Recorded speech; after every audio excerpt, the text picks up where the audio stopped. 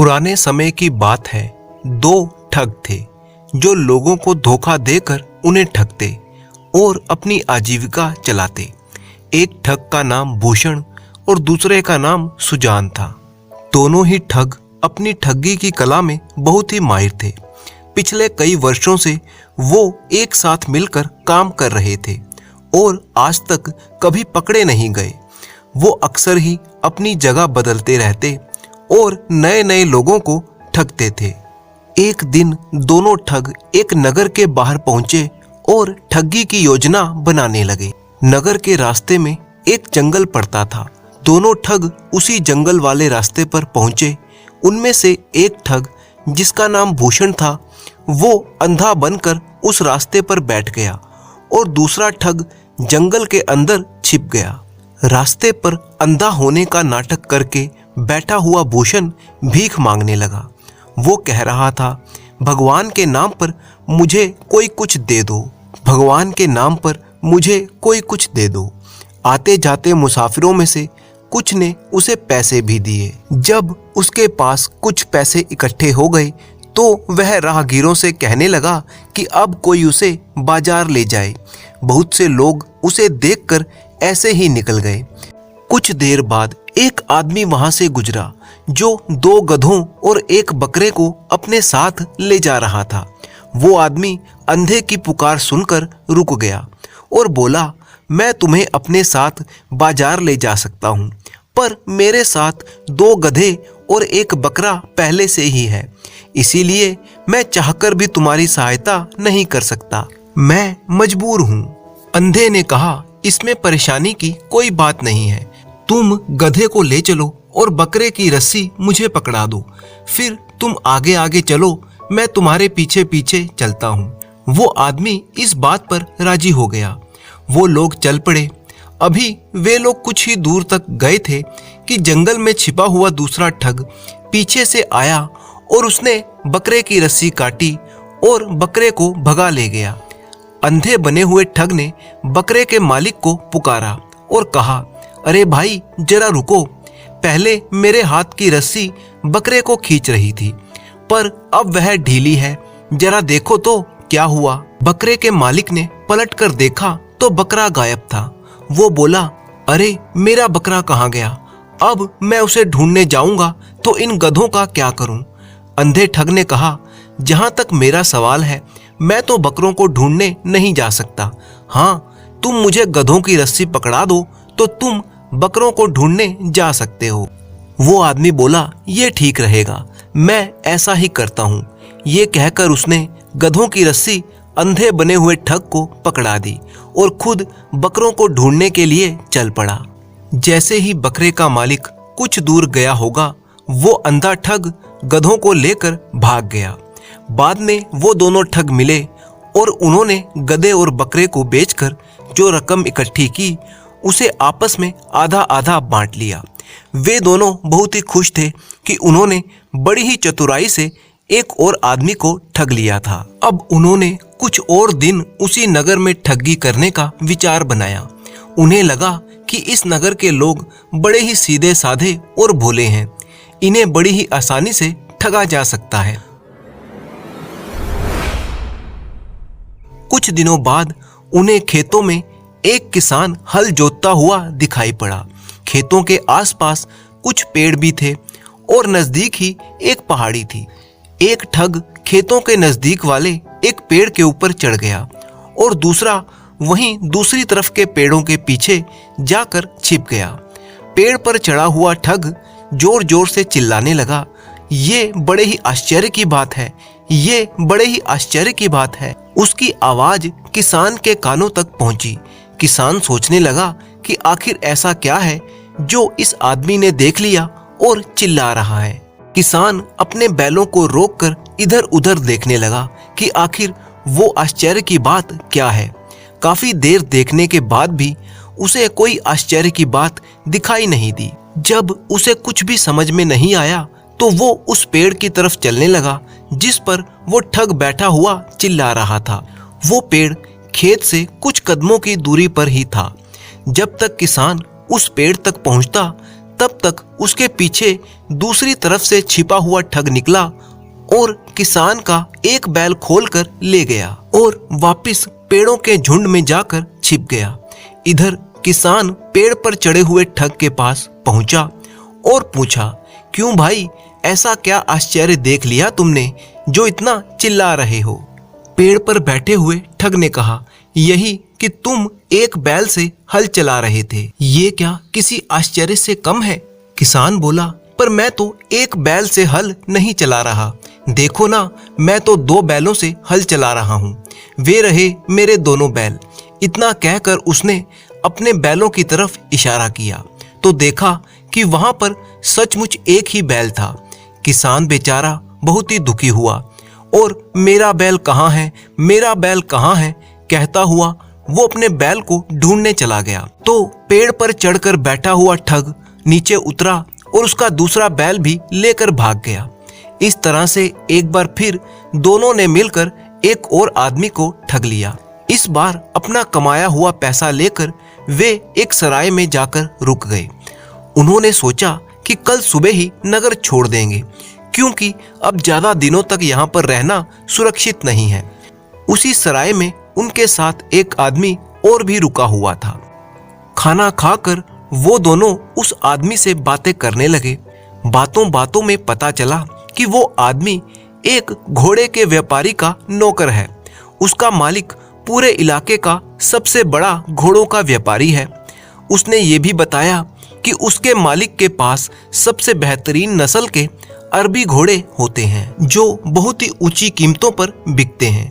और उस नौकर ने यह भी कहा कि वह अपने मालिक के काम से दूसरे नगर में जा रहा है। ये सुनकर दोनों ठगों के मन में लालच आ गया। उन्होंने सोचा कि चलो जाते जाते इस नगर में एक आखिरी ठगी और कर ली जाए। जब वो नौकर अपने कमरे में सोने के लिए चला गया तब ठगों ने घोड़ों के व्यापारी को ठगने की योजना बना ली। सुबह वे उस नौकर से मिले और उसके मालिक का पूरा पता ठिकाना मालूम कर लिया। उन्होंने कहा कि वो भी अरबी घोड़ा खरीदना चाहते हैं। इसके बाद वो नौकर दूसरे नगर की तरफ चला गया और वो दोनों ठग उसी नगर में घोड़ों के व्यापारी के पास जा पहुंचे। इस बार फिर से एक ठग अंधा बन गया। वो दोनों व्यापारी से मिले। एक ठग ने व्यापारी को बताया कि ये मेरा अंधा भाई है, हम लोग आपसे एक अरबी घोड़ा खरीदना चाहते हैं। व्यापारी ने उन्हें सबसे खास और बेहतरीन अरबी घोड़ा दिखाया। तब एक ठग ने कहा कि मैं घोड़ा खरीदने से पहले इस घोड़े की सवारी करके इसे परखना चाहता हूँ, इसीलिए मैं घोड़े को कुछ दूर तक दौड़ाना चाहता हूँ। जब तक मैं वापस लौटूंगा मेरा अंधा भाई आपके पास ही रहेगा। व्यापारी को इसमें कोई परेशानी नहीं थी, परंतु ठगों की चाल ये थी कि घोड़े को ले जाने वाला ठग वापस लौटकर नहीं आएगा और बाद में अंधा बना हुआ ठग भी उन्हें चकमा देकर भाग जाएगा। अपनी योजना के अनुसार एक ठग घोड़े को परखने के लिए उस पर सवार होकर निकल गया। कुछ देर बीत गई परंतु वो घोड़ा लेकर वापस नहीं आया। तब अंधे बने हुए ठग ने कहा, बहुत देर हो गई परंतु मेरा भाई अभी तक लौटा नहीं। व्यापारी बोला, चिंता मत करो, चलो मेरे साथ, तुम्हारा भाई यहीं कहीं आसपास ही होगा। व्यापारी अंधे को अपने साथ लेकर चल पड़ा। अभी वे कुछ दूर ही गए थे कि पहले वाला ठग एक मैदान में जमीन पर गिरा पड़ा था। उसके शरीर पर कई जगह पर चोटों के निशान थे। वो दर्द से कराह रहा था। असल में वो व्यापारी नहीं था, वो उस नगर का कोतवाल था जिसने उन ठगों को पकड़ने के लिए ये सारा खेल रचा था। तब कोतवाल ने अपना असली रूप दिखाते हुए कहा, क्यों बच्चू, जिस घोड़े को तुम साधारण घोड़ा समझकर चुरा रहे थे वो मेरा घोड़ा बादल है, जो मेरे सिवा किसी और को अपनी पीठ पर नहीं बैठने देता। इसीलिए कुछ दूर तक आते ही उसने तुम्हें पीठ से गिरा दिया और दुलत्ती मार मार कर तुम्हारा कचुम्बर निकाल दिया। कोतवाल ने आगे कहा, जो आदमी नौकर बनकर तुम्हें सराय में मिला था वो भी हमारा ही सिपाही था। पिछले कई दिनों से तुम दोनों की शिकायतें हमें मिल रही थी, इसीलिए मैंने ये सारी योजना बनाई थी। तुम दोनों को जाल में फंसाकर आखिरकार मैंने पकड़ ही लिया। अगले ही पल सैनिकों ने उन दोनों ठगों को पकड़ लिया और दोनों को कारावास भेज दिया गया। इस तरह से लोगों को ठगने वाले अब खुद ही जाल में फंसकर जेल में पहुंच चुके थे। उन्हें अपने किए हुए बुरे कर्मों की सजा मिल गई। काफी समय पहले की बात है। एक गांव में एक बूढ़ा आदमी रहता था। उसकी उम्र लगभग 80 वर्ष की थी। उसके माता पिता बचपन में ही चल बसे थे। इसी वजह से किसी को उसका असली नाम नहीं पता था। नगर में रहने वाले सभी लोग उसे ठग प्रसाद के नाम से बुलाया करते थे। उसको यह नाम कब और किसने दिया, इस विषय में किसी को भी कोई जानकारी नहीं थी। हाँ, इतना जरूर बताया जा सकता है कि ये उसे नाम क्यों दिया गया था। इस बात की जानकारी नगर के बच्चे बच्चे को प्राप्त थी, क्योंकि वह बचपन से ही ठगी के काम में पड़ गया था और जब बड़ा हुआ तो इस काम में इतना माहिर हो चुका था कि लोग उसे ठग प्रसाद के नाम से संबोधित करने लगे। जिस व्यक्ति को देखो वह उसे ठग प्रसाद कहकर ही बुलाता था। जो व्यक्ति उसके चंगुल में फंस जाता वह उसका बेड़ा गर्क कर देता था। यही वजह थी कि लोग उसको ठग प्रसाद कहते थे। जिस समय वह जवान था उस समय वह एक मशहूर ठग रह चुका था, लेकिन जैसे जैसे उसकी उम्र ढलती रही वह जवानी से बुढ़ापे की ओर जाने लगा। वैसे वैसे उसने ठगी का काम करना भी छोड़ दिया था। वह अब बिल्कुल इस कार्य को नहीं करता था और नगर के बाहर एक कुटिया बनाकर उसमें रहने लगा था।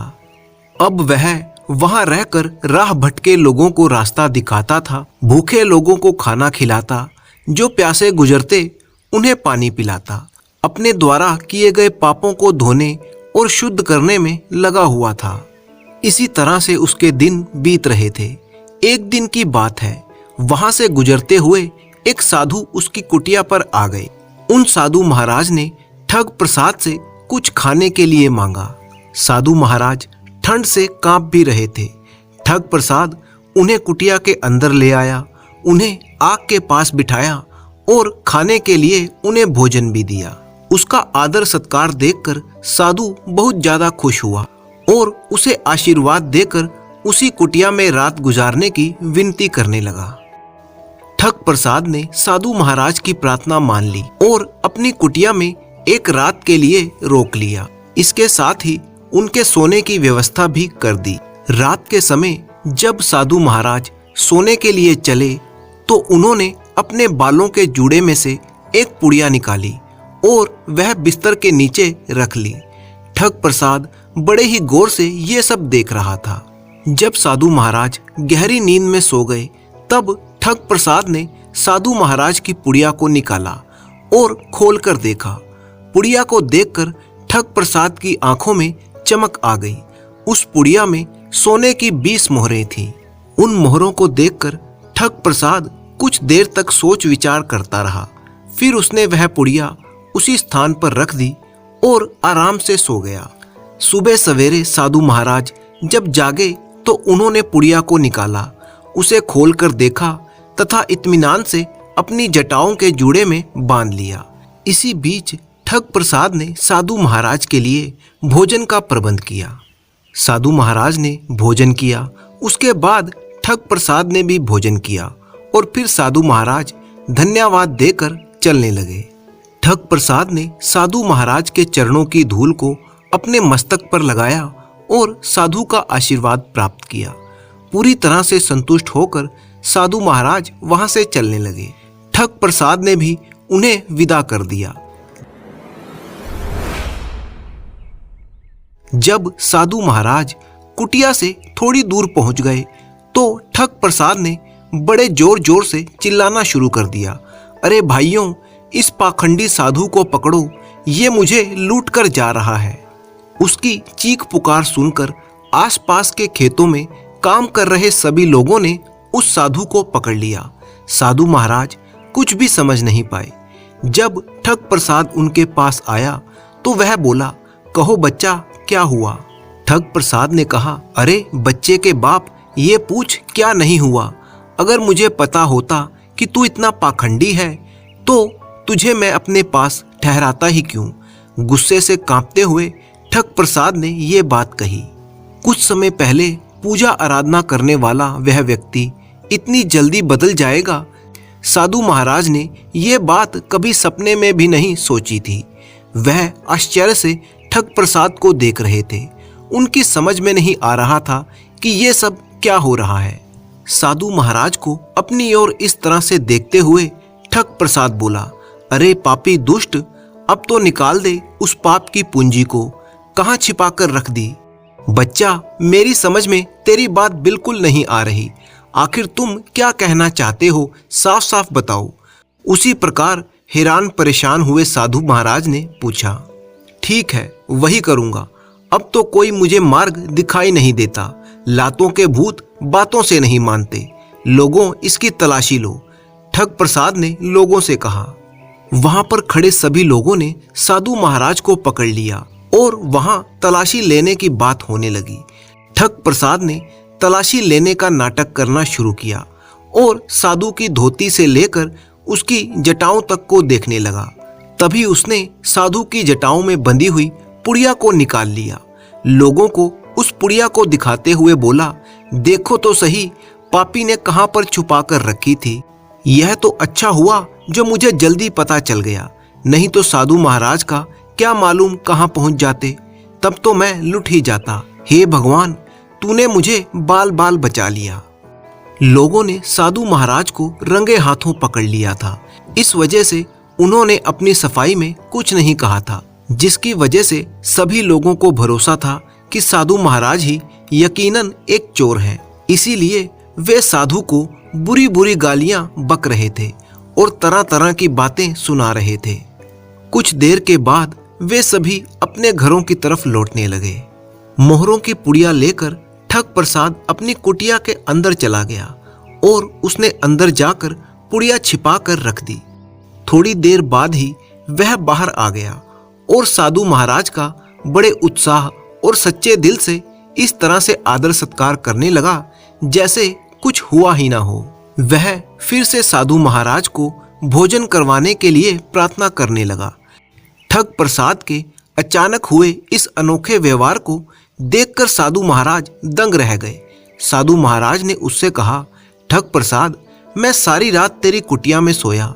अगर तू चाहता तो मेरी मोहरों की पुड़िया को ऐसे ही ले सकता था। इतने आडंबर की क्या जरूरत थी। अगर तू ऐसा करता तो मैं अपमान से बचा रहता और तेरा काम भी हो जाता। मगर पता नहीं तेरे दिल में क्या है जो तूने ऐसा किया। ठग प्रसाद ने हंसकर कहा, लेकिन तब मैं चोर कहलाता और मुझे चोरी से बड़ी ही नफरत है। तो क्या अब तूने साहूकारी से पुड़िया ली है? यह तो वही बात हुई, चोरी और सीना चोरी। इसे भी तो चोरी का ही रूप कहा जाएगा।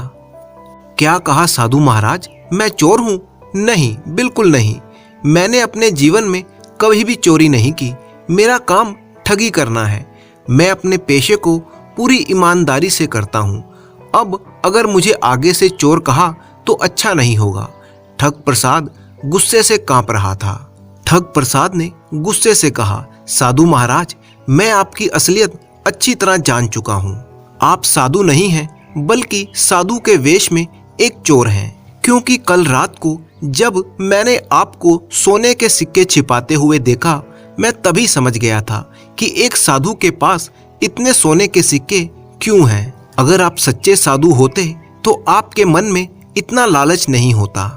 और इसके बाद आधी रात के बाद जब मैंने आपके बालों को टटोल कर देखा तो मैं समझ गया था कि आपके बाल बिल्कुल नकली हैं, यानी आप एक साधु का वेश बनाकर घूम रहे थे। मुझे तभी सारा मामला समझ में आ गया था। ठग प्रसाद की ये बातें सुनकर साधु महाराज के पास कोई जवाब नहीं था। उनकी चोरी पकड़ी जा चुकी थी। इसके बाद साधु महाराज वहां से चले गए।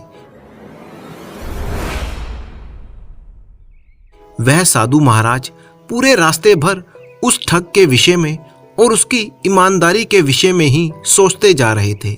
इधर ठग प्रसाद अपनी कुटिया में बैठा हुआ उस विचित्र साधु महाराज के विषय में सोच रहे थे, जो असलियत में साधु नहीं था बल्कि एक धूर्त व्यक्ति था। असल में ये दोनों लोग ठग ही थे। इस बार एक ठग ने दूसरे ठग को ठग लिया था।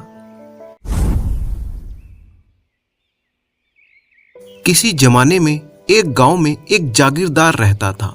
वह बड़ा ही अमीर और बहुत ही घमंडी था। जागीरदार कुछ गिने चुने लोगों से ही अपना वास्ता रखता।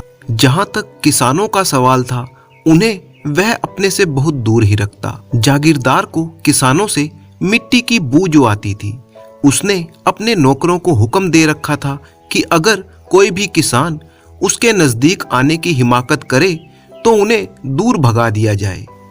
एक दिन दो किसान इकट्ठे होकर जागीरदार के बारे में कुछ चर्चा कर रहे थे। एक ने कहा, मैंने जागीरदार साहब को बहुत ही नजदीक से देखा है। खेत में मेरी मुलाकात उनसे हुई थी। दूसरे ने कहा, मैंने कल बाड़ के ऊपर से झांका तो जागीरदार साहब अपने बरामदे में बैठे थे। मैंने उनको एक नजर देखा था। तभी एक किसान उनके पास आया जो सबसे अधिक गरीब था। उनकी बातें सुनकर वह हंसने लगा। उसने कहा, ये कौन सी बड़ी बात है, बाड़ के ऊपर से तो कोई भी जागीरदार को देख सकता है। मैं तो अगर चाहूं तो उनके साथ खाना भी खा सकता हूं। पहले दोनों किसान बोले, अरे हटाओ भी, जैसे ही वो तुम्हें देखेगा वैसे ही कान पकड़कर बाहर निकालने का हुक्म दे देगा। वह तो तुम्हें घर के पास भी फटकने नहीं देगा। पहले दोनों किसान इस तीसरे किसान की खिल्ली उड़ाने लगे और उस पर फप्तियां कसने लगे। वो बोले, यूं ही डिंगे हाँकते हो। नहीं, ऐसा कुछ नहीं है। अच्छा, अगर ऐसी बात है तो शर्त हो जाए। अगर तुम जागीरदार साहब के साथ खाना खा लोगे तो हम तुम्हें गेहूं की 3 बोरियां और बैलों की जोड़ी देंगे। अगर तुम ऐसा नहीं कर पाए तो तुम्हें वही करना होगा जो हम तुमसे कहेंगे। बोलो, मंजूर है? हाँ, मुझे मंजूर है। अब ये किसान जागीरदार के घर के आंगन में आ पहुंचा। जागीरदार के नौकर चाकरों ने जैसे ही उसे देखा, वे भागकर घर से बाहर आए और लगे उसे वहां से खदेड़ने। किसान बोला, जरा रुको, मैं जागीरदार साहब के लिए एक खुशखबरी लेकर आया हूँ। क्या खुशखबरी लाए हो? और किसी को नहीं, केवल जागीरदार साहब को ही बताऊंगा। वे नौकर जागीरदार साहब के पास गए और अपने मालिक को उस किसान का सारा किस्सा कह सुनाया। जागीरदार को ये बात सुनकर जिज्ञासा हुई। कारण ये था कि किसान कुछ मांगने नहीं आया था बल्कि देने आया था। हो सकता है वह किसी बड़े काम की बात करना चाहता हो। उसने नौकरों से कहा, किसान को अंदर ले आओ। नौकरों ने किसान को अंदर भेज दिया। जागीरदार ने बाहर आकर उससे पूछा, क्या खबर लाए हो? किसान ने नौकरों की ओर देखा। हजूर, मैं आपसे एकांत में बात करना चाहता हूँ। अब जागीरदार की जिज्ञासा चरम बिंदु पर जा पहुंची। वो सोचने लगा, जाने क्या कहना चाहता है ये किसान। उसने अपने नौकरों से जाने के लिए कह दिया। जैसे ही वे दोनों अकेले रह गए, वैसे ही किसान ने धीरे से कहा, श्रीमान, मुझे यह बताने की कृपा करेंगे कि घोड़े के सिर के बराबर सोने के डले की क्या कीमत होगी? जागीरदार ने कहा, तुम यह किस लिए जानना चाहते हो? इसका भी एक कारण है। ये सुनते ही जागीरदार की आंखें चमक उठी। खुशी के मारे उसके हाथ कांपने लगे। वह सोचने लगा, ये किसान यूं ही मुझसे ये प्रश्न नहीं पूछ रहा। जरूर कहीं कोई खजाना इसके हाथ लग गया है। जागीरदार ने किसान से बात निकालने की कोशिश की। भले मानस, जरा यह तो बताओ कि तुम किस लिए जानना चाहते हो? किसान ने आह भरकर कहा, अगर आप नहीं बताना चाहते तो ना सही। अच्छा, तो अब मैं चलता हूँ, घर जाकर मुझे खाना खाना है। इस बातचीत के दौरान जागीरदार लालच के कारण अपना घमंड भूल चुका था। वह लालच के मारे बुरी तरह कांपने लगा और सोचने लगा, मैं इस किसान को उल्लू बनाकर इससे सोना निकलवा लूंगा। फिर वह किसान से बोला, सुनो तो भले मानस, तुम्हें घर जाने की क्या जल्दी है? अगर तुम्हें भूख लगी है तो तुम मेरे साथ खाना खा सकते हो। इतना कहकर उसने अपने नौकरों को आवाज दी, ऐ नौकरों, जल्दी से खाना लाओ और खाने के बाद कुछ मीठा भी लेकर आओ। नौकरों ने झटपट मेज लगा दी जिस पर खाना और मिठाई रखी हुई थी। जागीरदार किसान की ओर कभी एक तो कभी दूसरी चीज बढ़ाता हुआ कहने लगा, भले मानस, खूब खाओ पियो, जरा भी तकल्लुफ ना करो।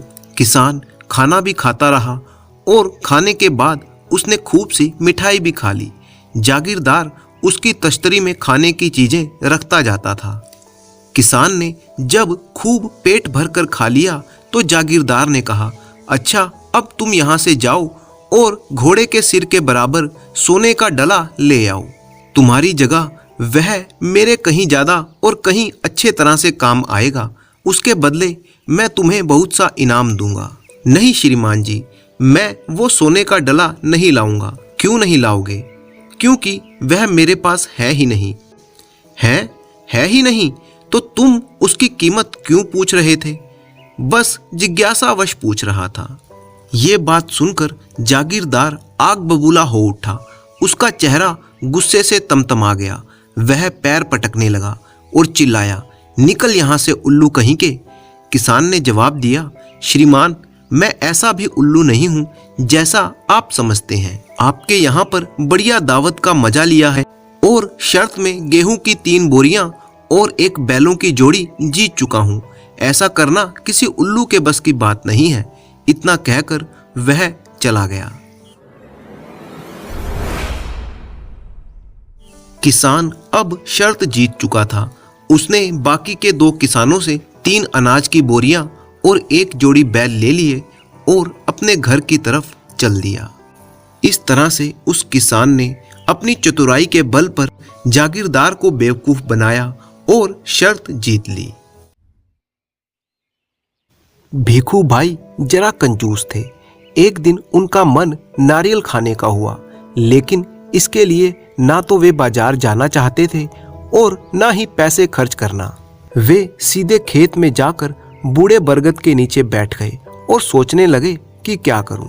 फिर उठे, घर आए, जूते पहने और बाजार निकल पड़े, केवल यह जानने के लिए कि नारियल आजकल कितने में बिक रहे हैं। बाजार में जब नारियल वाले ने पूछने पर बताया कि एक नारियल 2 रुपए का है तो भीखू भाई की आंखें फैल गई। उन्होंने कहा, यह तो बहुत ज्यादा है, 1 रुपए में दे दो। नारियल वाला तैयार नहीं हुआ। भीखू भाई ने उससे पूछा, अच्छा तो बताओ 1 रुपए में कहाँ मिलेगा? नारियल वाले ने जब बताया कि मंडी में, तब भीखू भाई फौरन उसी तरफ चल पड़े। मंडी में व्यापारियों की ऊंची ऊंची आवाजें गूंज रही थी। भीखू भाई ने इधर उधर देखा और बहुत ही जल्दी उन्हें एक नारियल वाला दिख गया। उन्होंने उससे एक नारियल का दाम पूछा।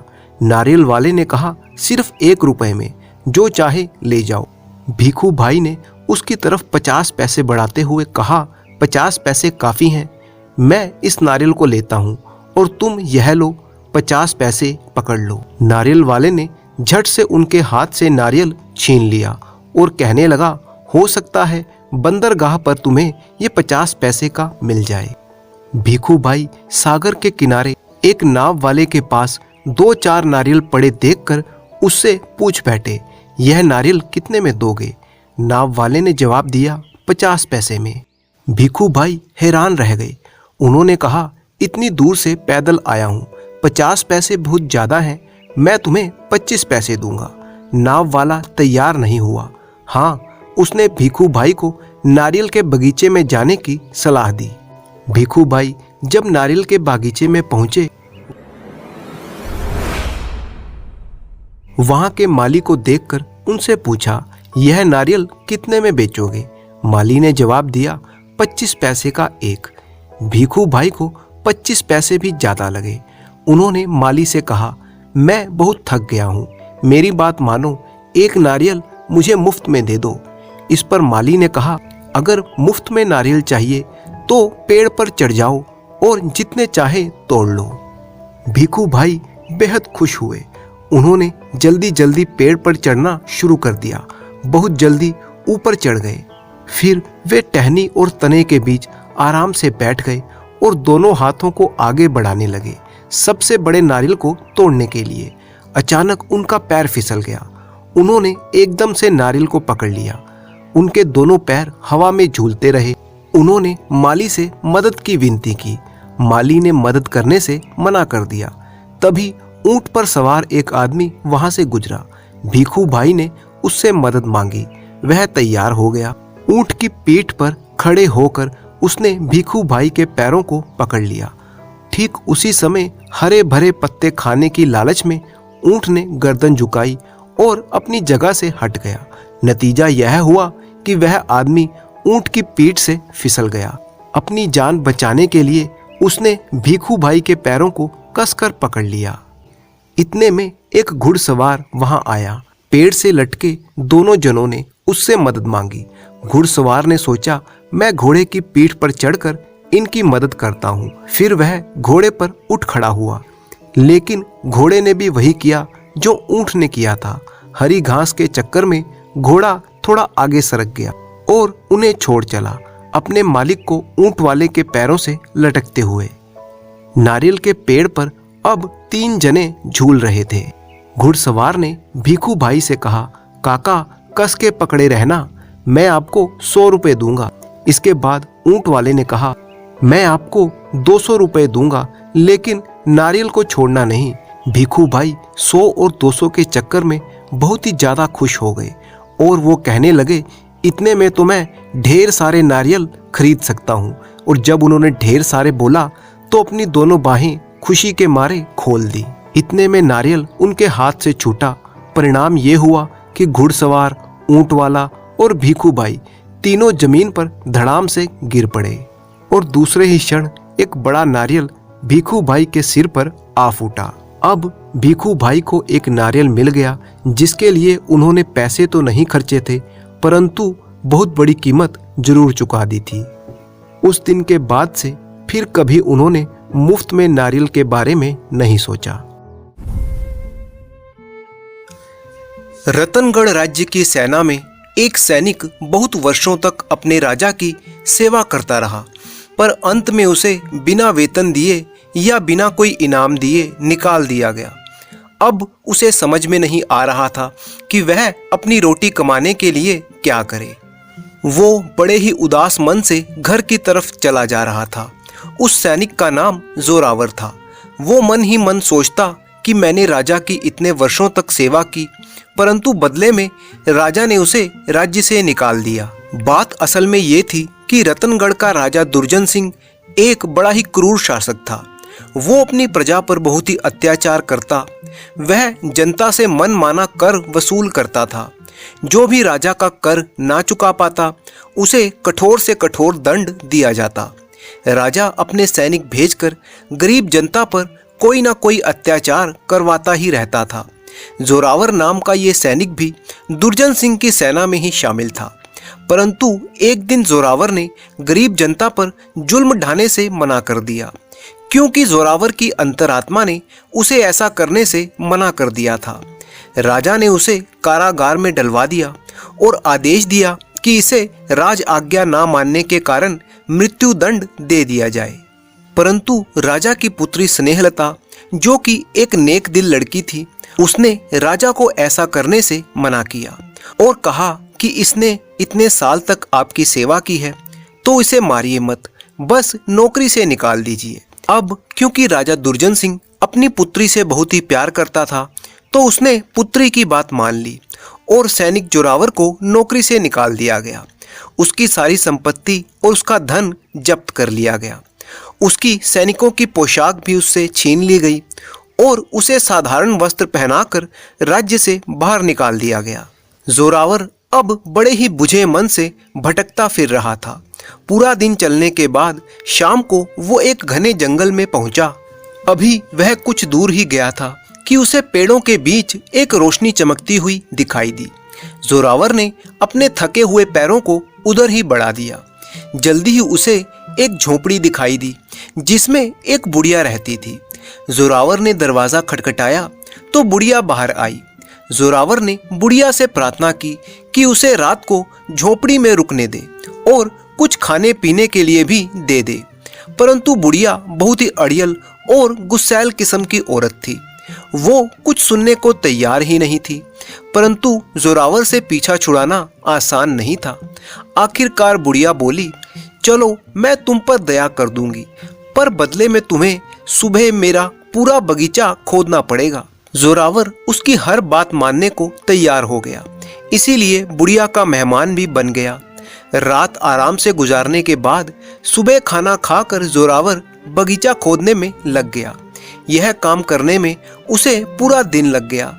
शाम हो गई तो उसे चले जाना था। तब वो बुढ़िया से बोला, सारा दिन काम करने के बाद मैं थक गया हूँ, मुझे एक रात के लिए और यहाँ पर ठहर जाने दो। पहले तो बुढ़िया ने मना कर दिया, पर फिर इस शर्त पर राजी हुई कि अगले दिन वह एक गाड़ी भरकर लकड़ी काट कर उसे देगा। अगले दिन भी जोरावर ने काम पूरा किया, परंतु काम करते करते फिर से रात हो गई। इसके अलावा वो इतना थक चुका था कि उसने फिर से एक रात रुकने की आज्ञा मांगी। अब की बार बुढ़िया ने उससे ये वचन मांगा कि जोरावर कुएं के नीचे रखे हुए दिए को उसे लाकर देगा। सुबह होते ही वह जोरावर को कुएं तक ले गई।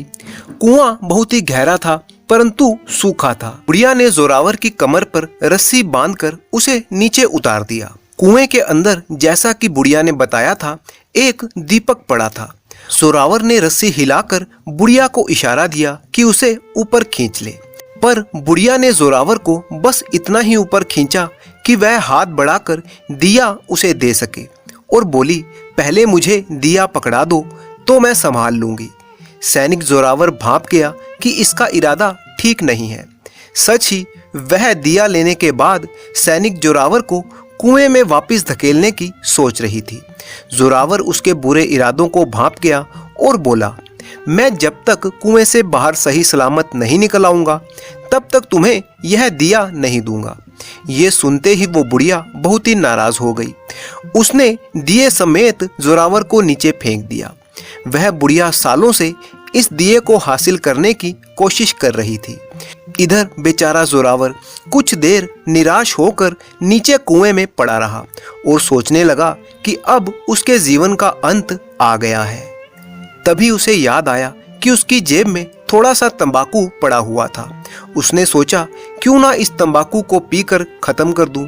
जोरावर ने अपना तंबाकू का पाइप निकाला और उस दिए से अपने पाइप को जलाकर पीने लगा।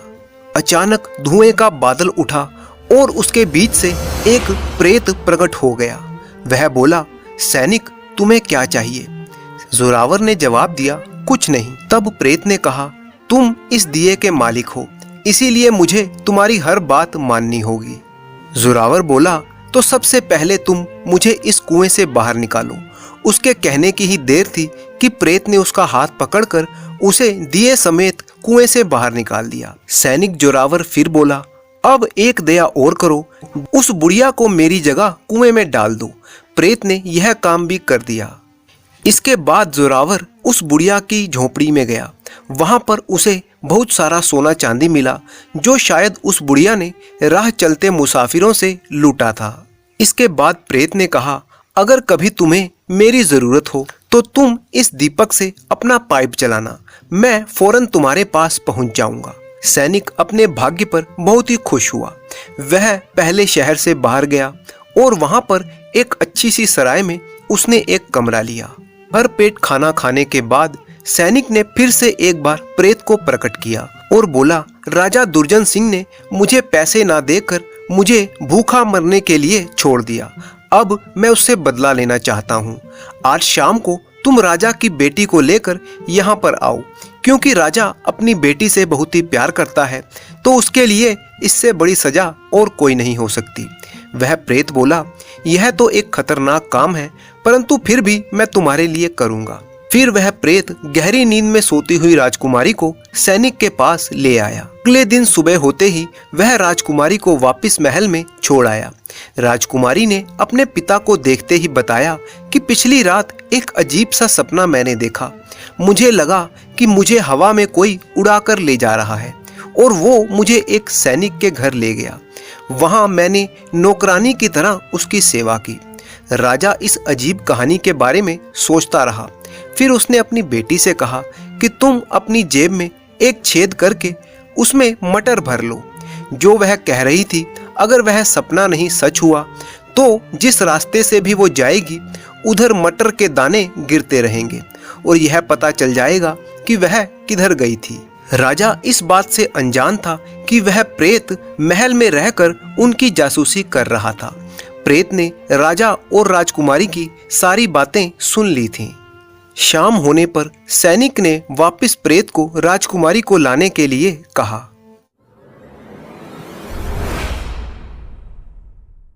लेकिन प्रेत ने राजा की चाल को काटने के लिए उस स्थान के बाकी रास्तों पर भी मटर के दाने बिखेर दिए और इस तरह राजा के भेजे हुए सैनिक इस दुविधा में पड़ गए कि सही रास्ता कौन सा है और राजकुमारी कहाँ पर गई थी। वह राजकुमारी का पता नहीं लगा सके। सुबह होते ही वो प्रेत वापस राजकुमारी को महल में छोड़ आया। राजकुमारी ने फिर से अपने पिता को बताया कि उसके साथ दोबारा वैसा ही हुआ। तब राजा ने कहा कि इस बार तुम अपने साथ एक जूता लेकर जाना और उसे वहां पर छुपा देना जहां तुम्हें ले जाया जाएगा। प्रेत ने भी यह बात सुन ली। इस बार जब जोरावर ने प्रेत से कहा कि राजकुमारी को लेकर आओ, तब प्रेत बोला, इस बार तुम बच नहीं सकोगे। मुझे इस बार लगता है कि तुम जरूर पकड़े जाओगे और यह तुम्हारा दुर्भाग्य होगा। पर जोरावर पर इन बातों का कोई भी असर नहीं पड़ा। अब प्रेत ने उसे समझाया कि ध्यान रखना, सुबह जल्दी ही तुम शहर से बाहर निकल जाना। राजकुमारी ने अपने पिता के कहे अनुसार सैनिक के कमरे में इस बार एक जूता छिपा दिया। उसके वापस पहुंचने के बाद राजा ने पूरे शहर में जूता ढूंढने का आदेश दे दिया। सैनिक पूरे शहर में हर एक घर में जाकर वह जूता ढूंढने लगे और अंत में वह उस घर में पहुंचे जहां पर जोरावर रहता था और सैनिकों ने इस बार वो जूता भी ढूंढ लिया और जोरावर को धर दबोचा। जोरावर ने भागने की कोशिश की परंतु सब बेकार था। सैनिक उसे पकड़कर राजा के सामने ले गए। इस सब घटना में बुरी बात यह हुई कि जोरावर का दीपक और उसका सारा सामान सोना चांदी कमरे में ही रह गया। अब उसकी जेब में सिर्फ 2 अशर्फियां ही बाकी थी। राजा ने उसे पहचान लिया और कहा कि पिछली बार तो तुम्हें छोड़ दिया गया था, लेकिन इस बार अवश्य ही तुम्हें मृत्यु दंड दिया जाएगा। कल जोरावर को फांसी पर लटका दिया जाएगा, तब तक इसे कारागार में पहुंचा दिया जाए। जब जोरावर कारागार में पहुंच गया तब वह सोचने लगा कि किस तरह से यहाँ से निकला जाए। जोरावर ने कारागार के पहरेदार से कहा कि मैं तुम्हें 2 अशर्फियां दूंगा, तुम मेरा एक छोटा सा काम कर दो।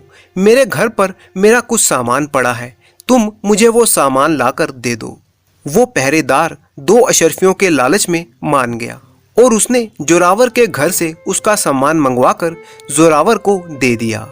जोरावर ने फौरन पाइप जलाया। धुआं उठने के साथ ही उसका वह दोस्त प्रेत वहां पर प्रकट हो गया। वह बोला, मालिक, डरने की बात नहीं है, डरना मत। बस जब भी आपको फांसी के लिए ले जाया जाए तब यह दीपक आप अपने साथ ले जाना मत भूलना। बाकी हिम्मत रखना, सब कुछ अपनी गति से चलने देना। अगले दिन जोरावर को फांसी की सजा दी जानी थी और उसे फांसी के लिए ले जाया जा रहा था। तब उसने राजा से एक अनुमति मांगी। राजा ने पूछा, क्या चाहिए? जोरावर बोला, मुझे रास्ते में एक पाइप पी लेने दो।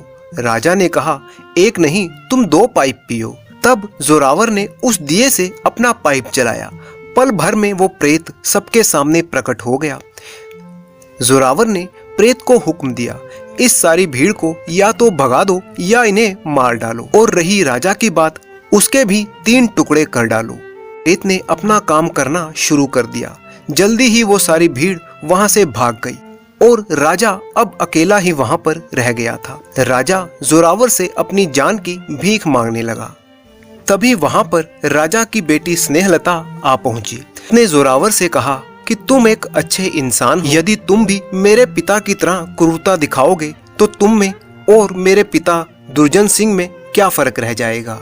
राजकुमारी की बातों का जोरावर पर बहुत ही असर पड़ा। उसने राजा को माफ करने का फैसला ले लिया परंतु यह शर्त रखी कि राजा को अपने पद से हटना होगा। अपनी जान बचाने के लिए राजा इस बात पर राजी हो गया। इसके बाद राजकुमारी स्नेहलता जोरावर को पसंद करने लगी थी। जोरावर ने क्रूर राजा दुर्जन सिंह को बंदी बनाकर उसे राज्य से बाहर भिजवा दिया। अब जोरावर खुद इस राज्य का राजा था। उसे राजकुमारी स्नेहलता बहुत ही अच्छी लगने लगी थी। एक दिन उसने राजकुमारी स्नेहलता से विवाह का प्रस्ताव रखा। राजकुमारी ने बड़ी ही खुशी से उसका प्रस्ताव स्वीकार कर लिया। फिर दोनों विवाह करके वहां आनंदमय जीवन बिताने लगे।